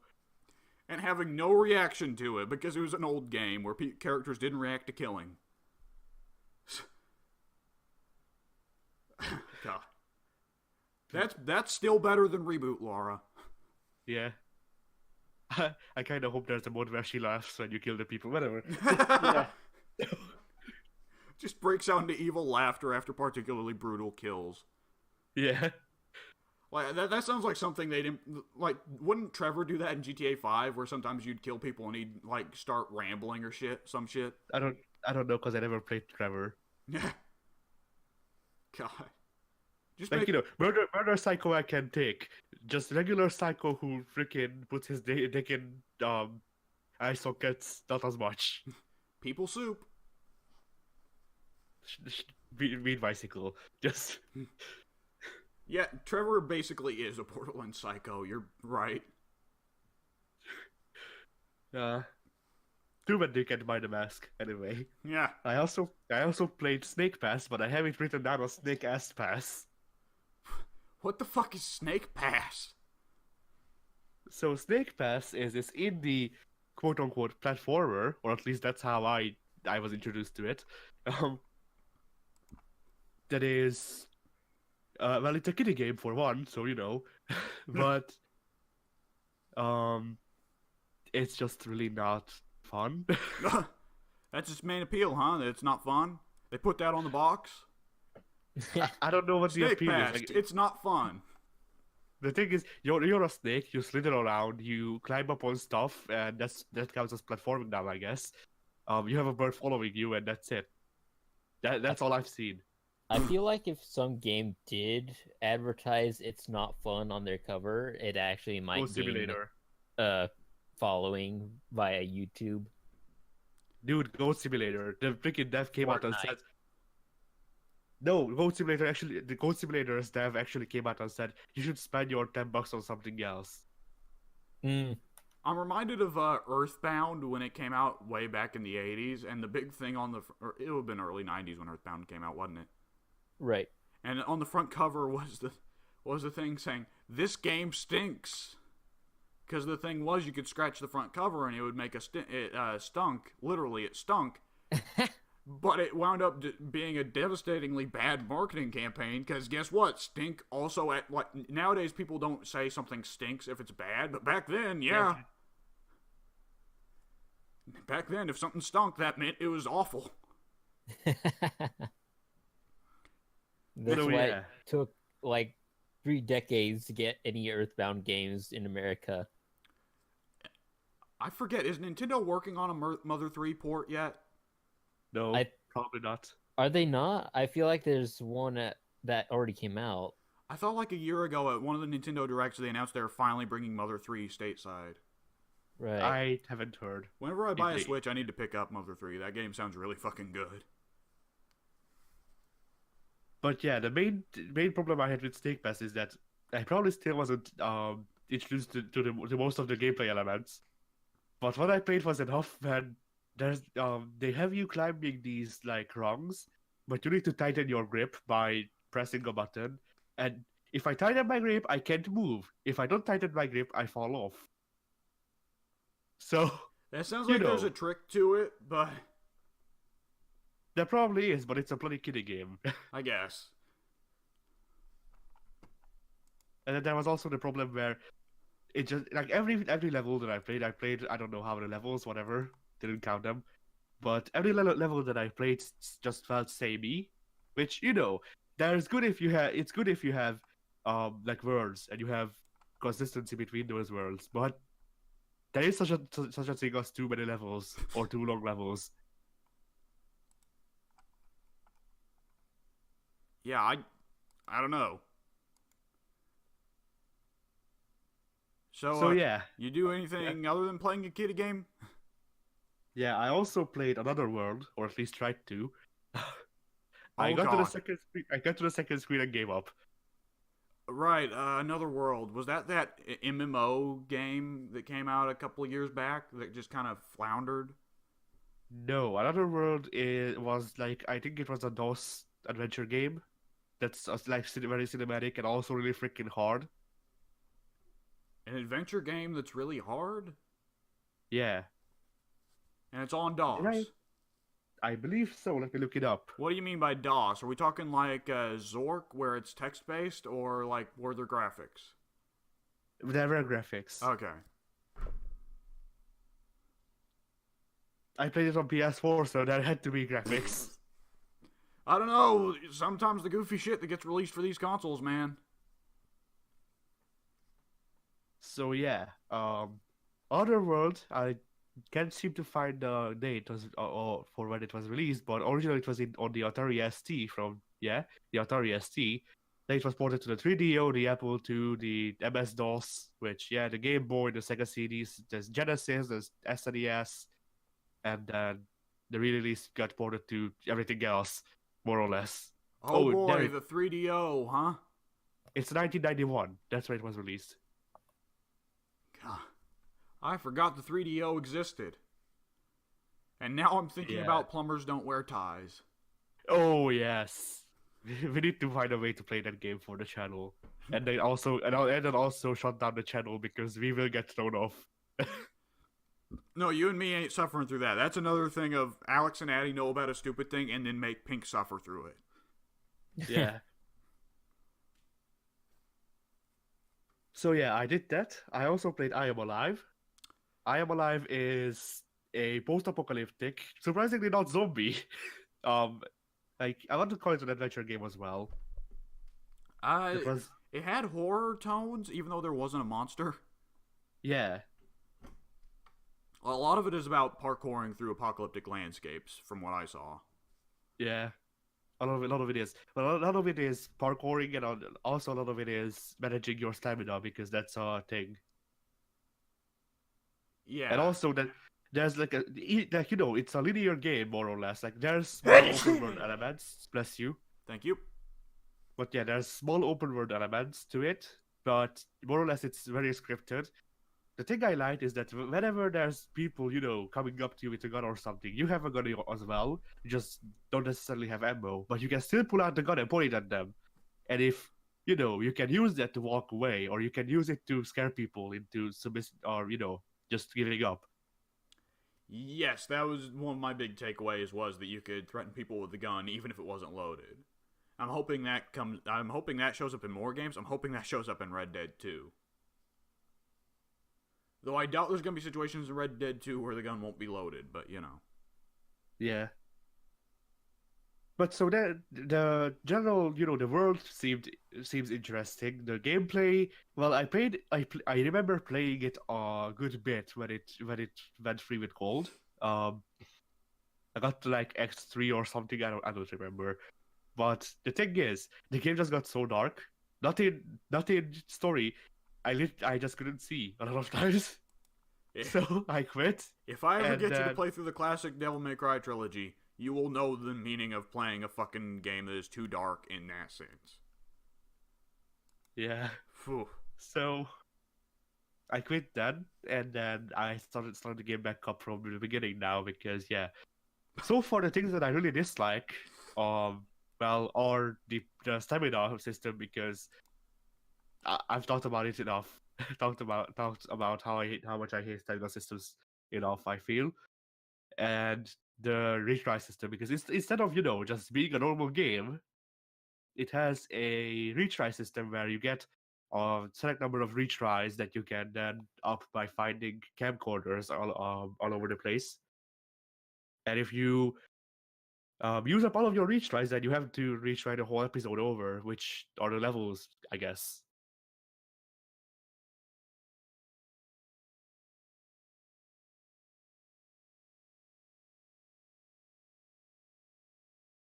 Right, the next one we need Lumia for, so I guess we'll wait. So, yeah.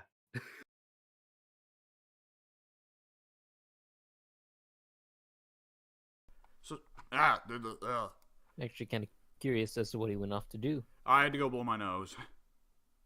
Oh, Did you guys just stop talking while I was away? Yeah. yeah. Addy finished, and then it was silent, and I didn't know if I should jump in or not. Well, Because I fuck. wasn't sure if Discord had blown up on my end. Fuck. Fucking bullshit. Alright, Addy, what else did you do this past week? Because I know there's at least one other thing you did, and we're probably going to talk a fair bit about. Yeah. Actually, you know what? I'm gonna skip that one for last because it's gonna take a while. So I also played Quantum Break to completion. Is that the one with the dude that played Iceman in the X-Men movies as the main guy? I wouldn't know. Yeah. Okay, I remember that game just kind of coming out and nothing happening. Yeah, so here's the thing. Quantum Break was supposed to be Xbox's big thing. It was supposed to be the Uncharted of Xbox. Right. And I mean, it is a cover shooter. For one, the thing is, they actually tried working against it being a cover shooter. Like it can be a cover shooter if you don't use your abilities. If you do, then it's not. Oh god. A bad cover-based shooter coming out in 2013? Who would have thought?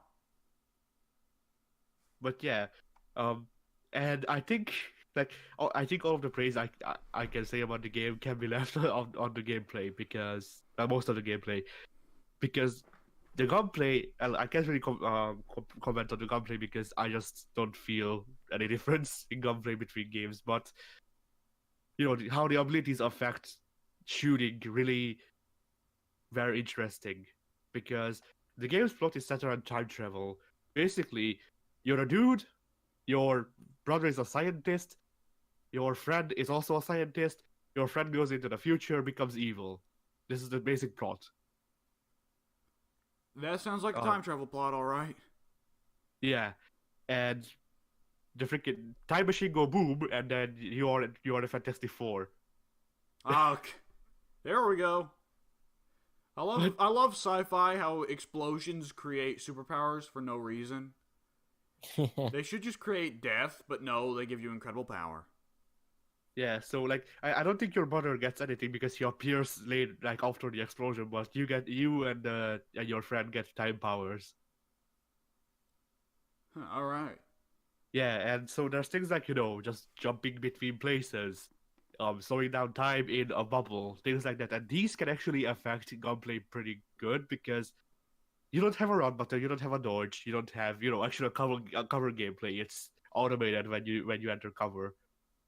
Oh, I hate that. I hate automated cover.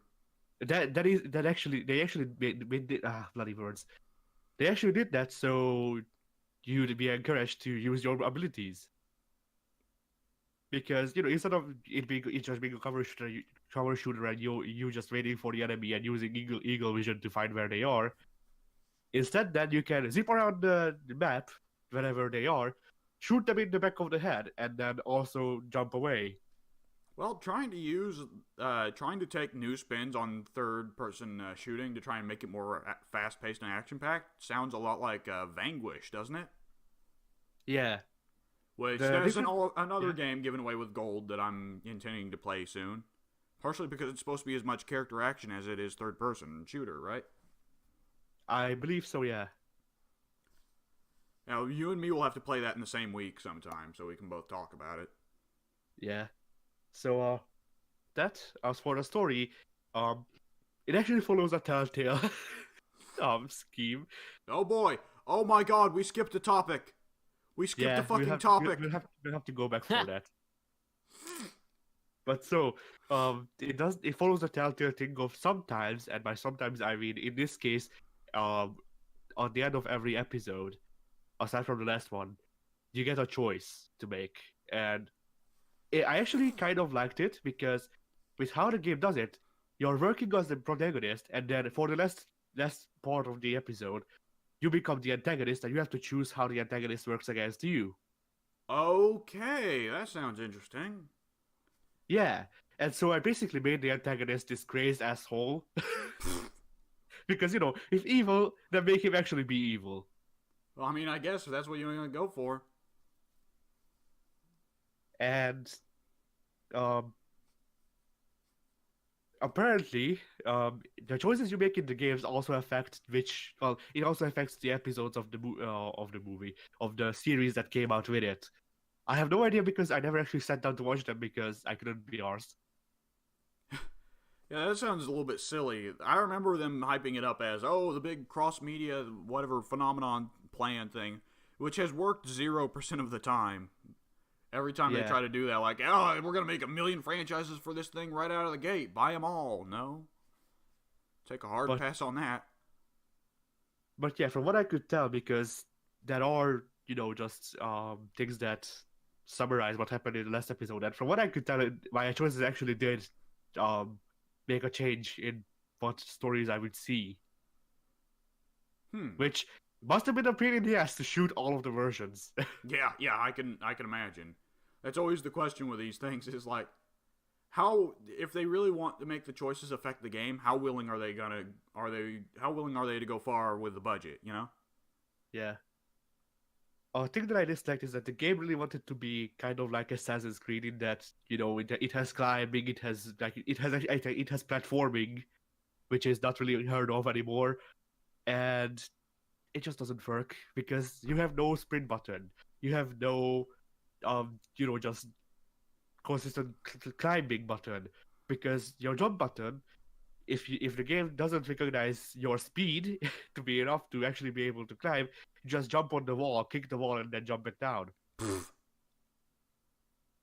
Well, that sounds silly. Yeah, and it's also really, really anger-inducing when you miss a jump. There actually was this part where I accidentally, I stepped once to the left, and I fell off this, really easy jump. So I'm like, okay, where do I climb back up? And then I skip all of that part. I need to walk to the other side of the freaking ship that I'm on. I need to make 3 jumps that are supposed to be done from some momentum, so the guy will actually climb up, which is not easy to do on boxes. No. Because the problem with the climbing mechanic is that they basically made it freaking momentum based, whether your character tries to climb or just tries to freaking kick the wall. And try to get momentum on a box. Oh boy, yeah. This seems like a game that experimented with a lot of things, and a lot of those things would have failed. Yeah, another big problem with the just walking is that, while walking, you can run when the game decides that you want to run. It felt pretty freaking what's the word I'm looking for? Binding, basically. In that, because there's this part where the game forces you to walk. You can't run, you can't jog, which even if a game really wants you to walk in a party, at least give you the option to jog. No, not in this game because there's no run button. Well, actually, this is funny. Because you do actually get a run button later in the game, but it's an ability. Running is an ability. Okay. Well, yeah, like it does go through time. It does slow down time and stuff, but still, it would have been good if before you get the ability you could stay on with it. All right, I hate to interrupt you here, but it sounds like as we were talking, they WWE 2K19 has released details about the character about the creation suite. And it's at the bottom of the page because for whatever reason it's lumped in with all the other information they've already revealed about the game. Huh. So, oh my god, why is there a randomizer? It looks horrifying.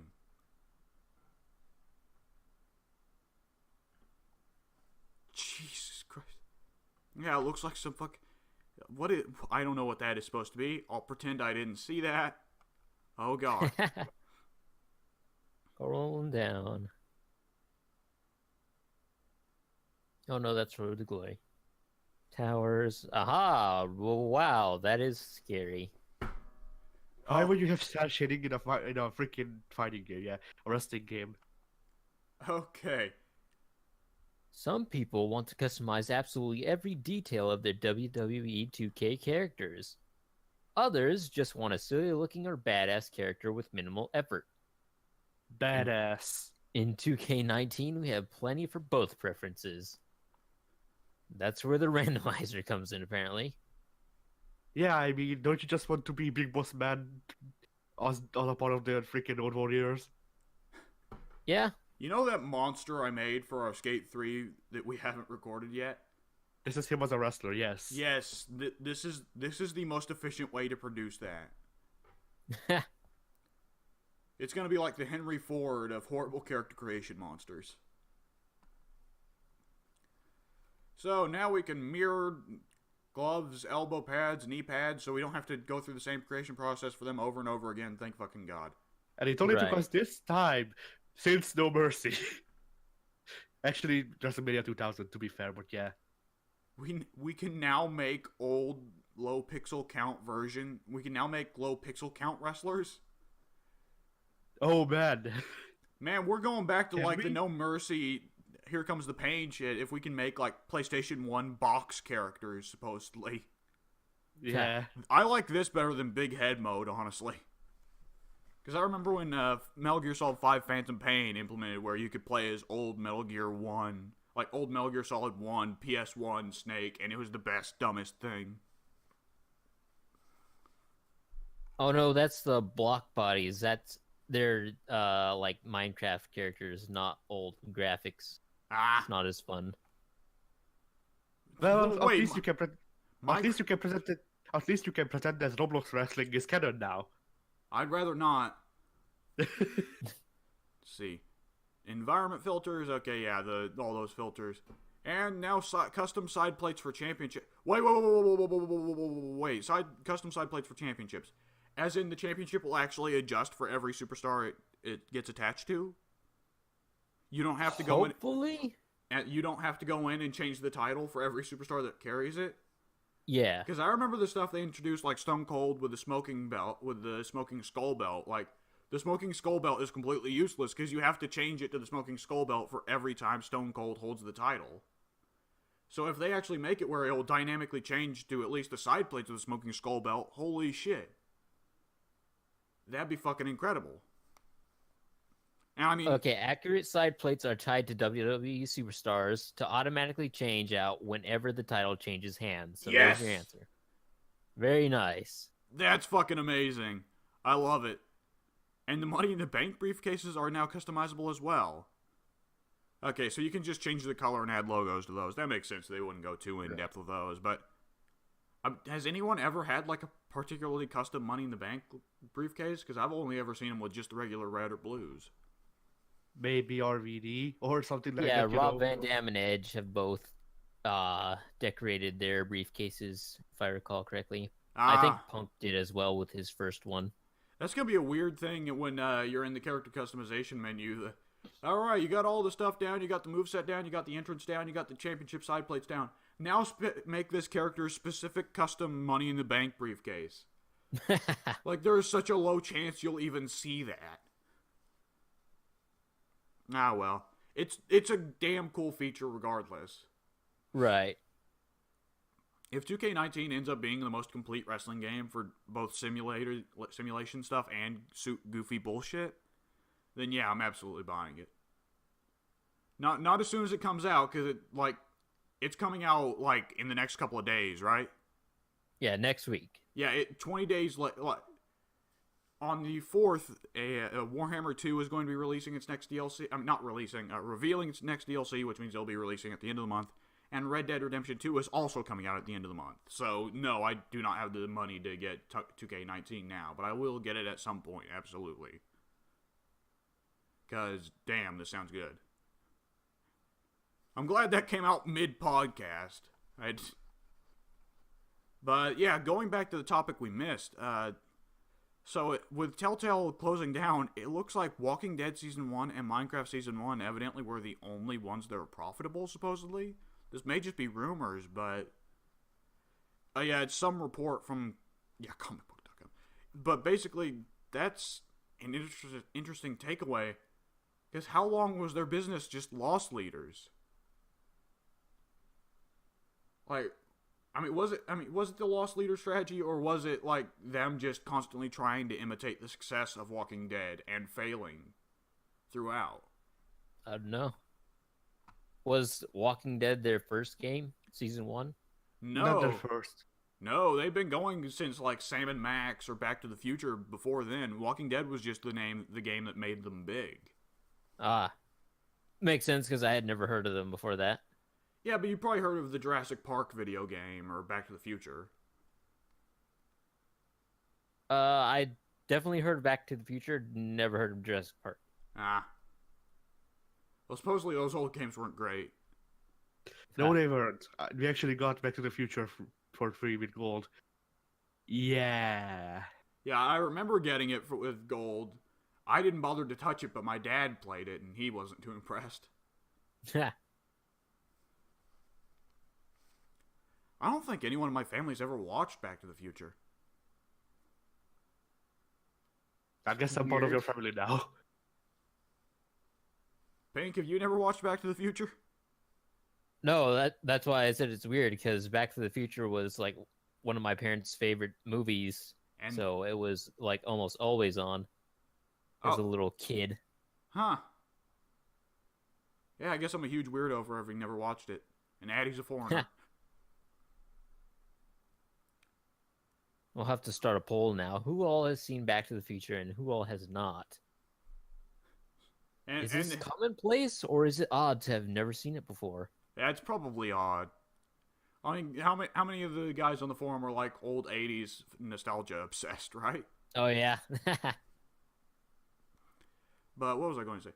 Right, so it's incredible that it's gone for this long with them not yielding profits at all.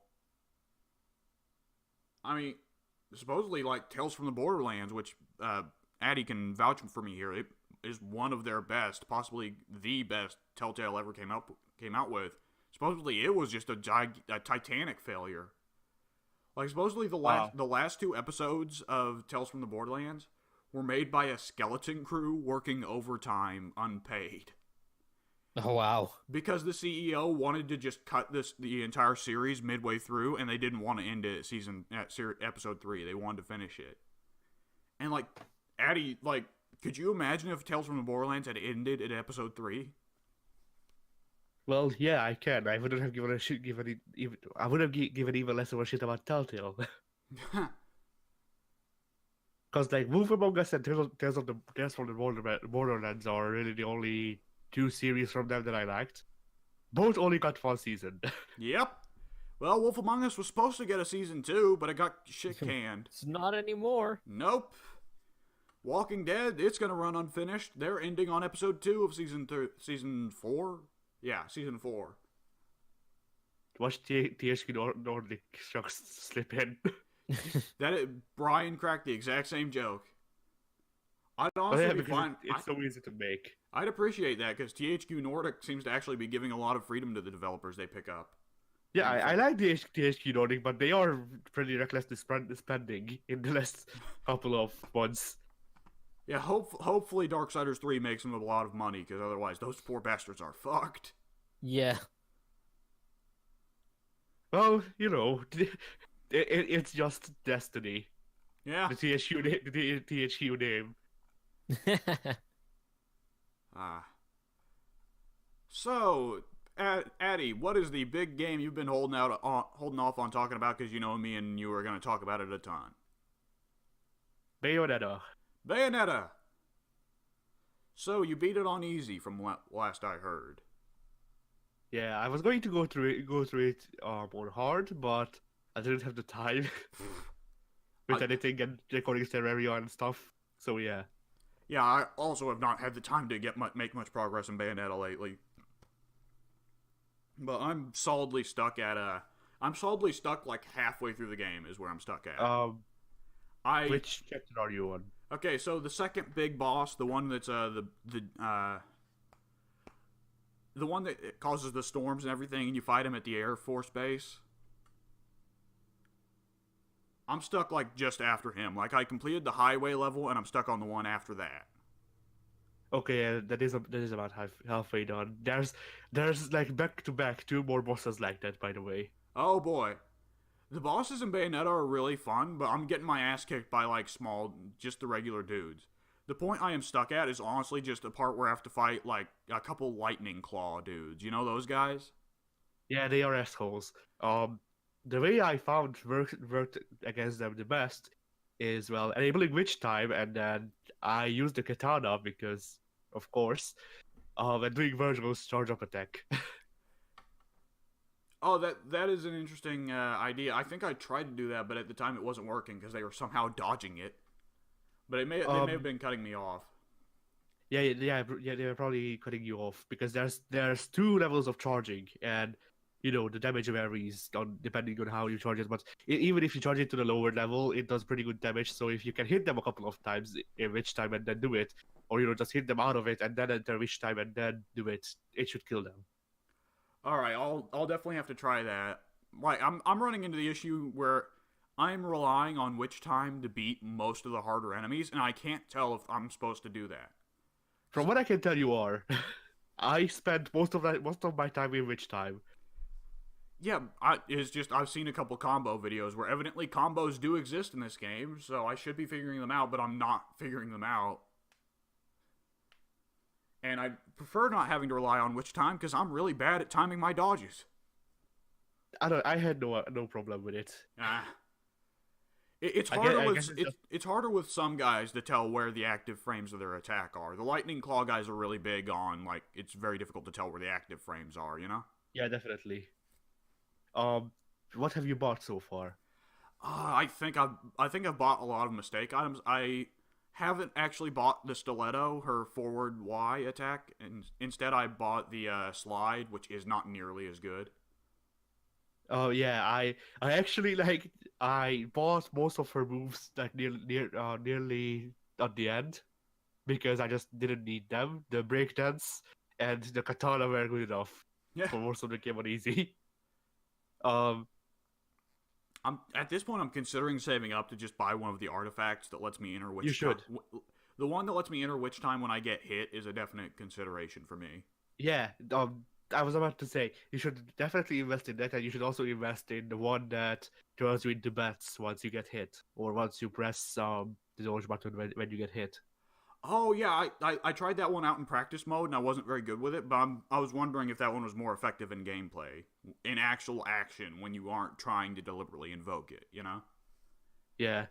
When it exists more as a thing to compensate for a fucked up dodge, Yeah, and the thing is like it might just be also a thing difference between our gameplay times, because how I played the game, I did like a couple of strikes, I dodged, and then did another couple of strikes, and then dodged again. I just repeated that ad infinitum until they died.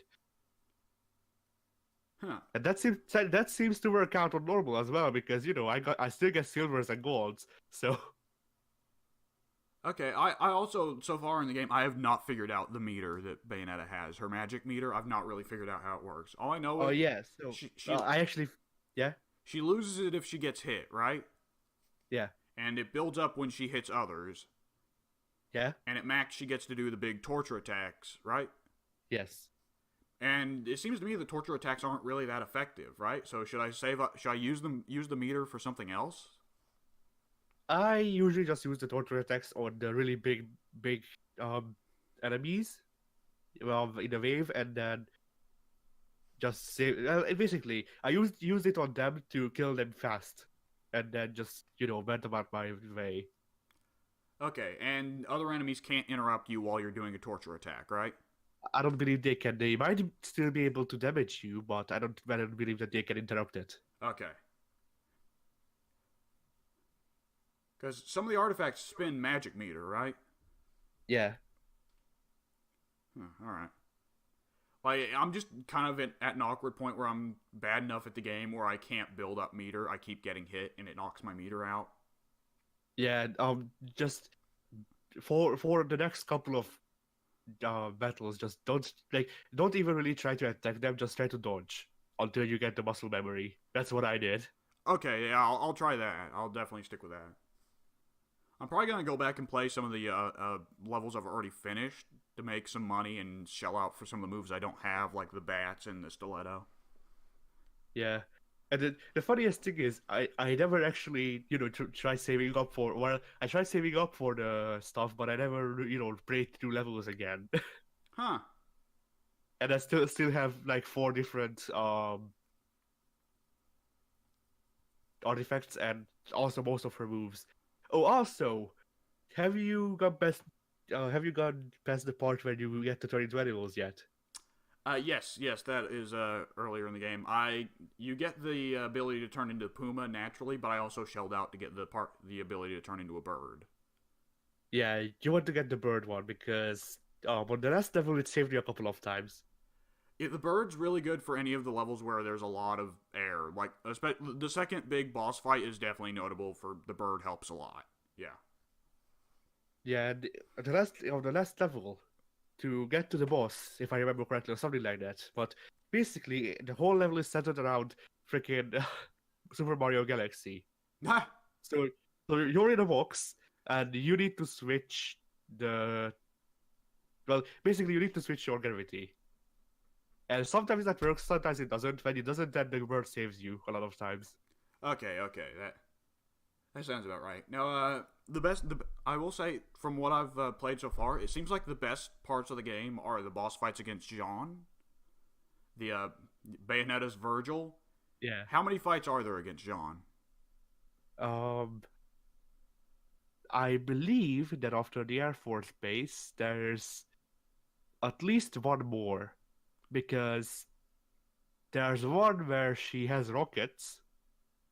That's the biggest spoiler that I can give, because I don't want to spoil it, but that's just how I remember it. So yeah, there's one where she has rockets, and then I believe you also have to fight her in memory. Okay, that's probably good. I think you fight Virgil 3 times in Devil May Cry as well. Because Also, before you actually fight the real final boss, you actually have to play as her. Oh, you get to play as Jean for a little bit? Yeah. Does she control any differently from Bayonetta? No. Ah. No. Okay. The thing is, in the freaking cutscene where they show you her turning into animals, the animals are color-coded, yes? Yeah. Not in gameplay, she gets Bayonetta stuff. Ha! Yeah, in gameplay, all the moves I've seen John use in the game so far are the same moves that Bayonetta gets. Which, I mean, I'm fine with that because it's just straight up full on going for the mirror match idea. But, like, I was kind of worried that if they ever made her playable, she'd play the exact same. This reminds me, the turning into animal stuff. Other good move that I found with the whole setup that I had, because I had the shotguns on Bayonetta's legs, I had the katana, and then, yeah. Other good move that I found with that is when you turn into battle as a Puma or whatever, then just pressing heavy does a pretty good slash to start off the battle. Okay. I did notice that move. I didn't know how viable it was. Oh, how are the shotguns? Because mostly I've been sticking into the katana and occasionally using the pistols. I haven't really put much time into with the whip because it seems really weird. I actually only unlocked the whip on the sort of my second playthrough. Oh, really? Yeah, Huh. I didn't know that was admissible. it was. Huh. I probably missed another one of the items then, another one of the weapons then. Do you have the claws? I did get the claws, yes. I'm working on the next one. I'm getting the record pieces for the next one now, but I may have missed a piece. The funny thing is, when I see the end of level score sheet, I'm like missing half the fights somehow, and I'm like, where the fuck are these fights that I'm missing? Yes, that was a thing for me as well. Yeah. So Bayonetta definitely seems like the kind of game that there's a lot to gain from going through the game again. Yeah. Which, I mean, it's a Hideki Kamiya game, so that's to be expected. So now that you've beaten the game on easy, I assume you're going to be going through on normal? If I have the time, yes. Yeah, it's a Devil May Cry tradition, and Bayonetta is like the sister series to Devil May Cry. It's very much a Devil May Cry tradition to go through every difficulty level. A lot of people skip easy. I tend to skip easy. But, yeah. And I assume Bayonetta is a fun character throughout, because so far as I've gotten in the game, Bayonetta is a pretty fun character. Yeah, she stays more or less the same, but there is some character building in with Cereza. Right, with the little girl. Yeah. I can't figure out how old that little girl's supposed to be. Because, like, she only knows 2 or 3 words, but at the same time, she's running way faster than any toddler that only knows 2 or 3 words should. Yeah. I think she's supposed to be 5 or so. Alright. I also don't know I don't know what to think about Yuri Lowenthal's character. Luca? Yeah, the only thing I know to think about it is, oh my god, they put pink in this Bayonetta game. Oh. Yeah, the thing about Luca is how I got introduced to him is because I got lost on the second level, so I was like, okay, I'll look up a bloody guide because I've been on this level for the past 20 minutes. So I look up a guide, and the guy just says, "You walk through the door at the Milt Altair," and I'm like, what? Luca is really similar to Ezio, not Altair, but he's definitely very similar to Ezio. I don't know, young Ezio definitely. The Ezio's that I like, not as much. Yeah. The difference is Ezio is never made out to be a jackass. Luca is very clearly made out to be a jackass. Yeah. He also is Batman. Yeah. Luca is, well, he does get to be useful sometimes. There's a bit of stuff that goes on with the rockets. And yeah. Oh, I forgot to mention. Well, I was looking up information on Bayonetta 2 because I'm probably going to buy it for the Switch whenever I get a Switch. And apparently it has like a Bloody Palace equivalent mode where you can pick a character and play through. And it had. I want to hear what you think about this. Because I mentioned before that everybody says they want to play as Rodon, right? Yeah. Well, apparently in the Bloody Palace mode, you can pick from Bayonetta, Jean, Rodon, and a guy named Baldur. Baldur's a guy introduced in 2, right? Let me look it up because that might be the shopkeep. No, Rodon is the shopkeep. The big black guy, black bald guy with the face tattoo and the sunglasses. Yeah. All right. Well, I'll assume that Baldur's a guy in the second game.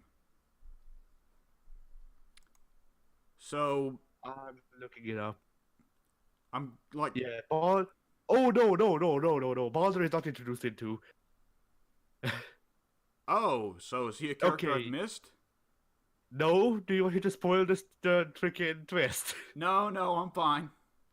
Okay, so let's just know that Baldur has to do with the twist of the game. I'll assume Baldur's the villain, the true villain, because it's not Jean. It's not gonna be Jean. No, it's not even Baldur.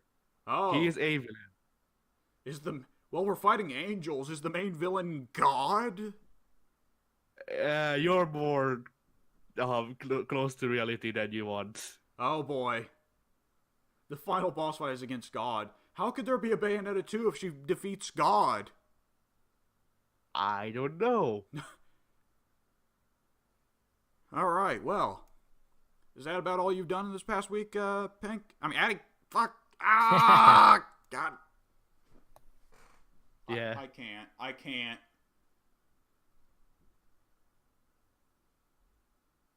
So, yeah, I've done some stuff this past week. Not a whole lot. Did some painting. Got excited because Warhammer's finally going to be adding another faction to the game. What else?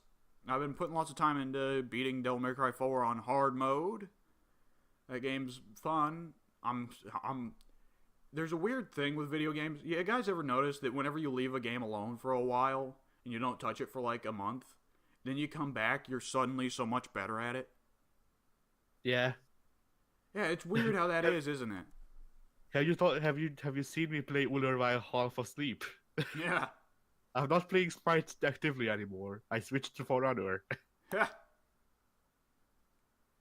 Yeah, it's a weird thing. I guess it's because like the muscle memory becomes kind of ingrained in your brain more. I guess. Muscle memory. Muscle memory. The muscle memory. It is my natural impulse to bring up "It's that boy."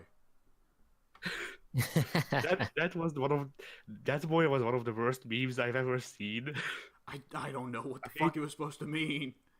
Me neither. It was a freaking frog on a unicycle. I don't know. Oh, bloody hell. So I'm getting through Devil May Cry 4. It's easier than you'd expect, harder than you'd hope, you know? And other than that, I think the only really unique thing I've done is I watched Pitch Black, which, Pink, you guys remember 10 years ago when Vin Diesel was all the fucking rage? Is Pitch Black the horror follow-up to Pitch Perfect?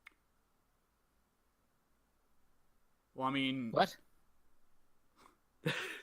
I think there was this singing movie called Pitch Perfect or something like that. Yes, it's Anna Kendrick and Rebel Wilson and a couple other teen girl stars, and it's a singing movie. I believe my mom and sister are big fans of it. I don't know. I only know about these movies' existence because once upon a time I watched a lot of cheerleading movies because my mom loves them. And ever since then, even if I don't want to, pay attention to this shit, it just comes up. Like, not even by my mom. I just randomly stumbled upon the movie on the internet. They've built a natural psychic connection with your brain where the information just naturally transmits.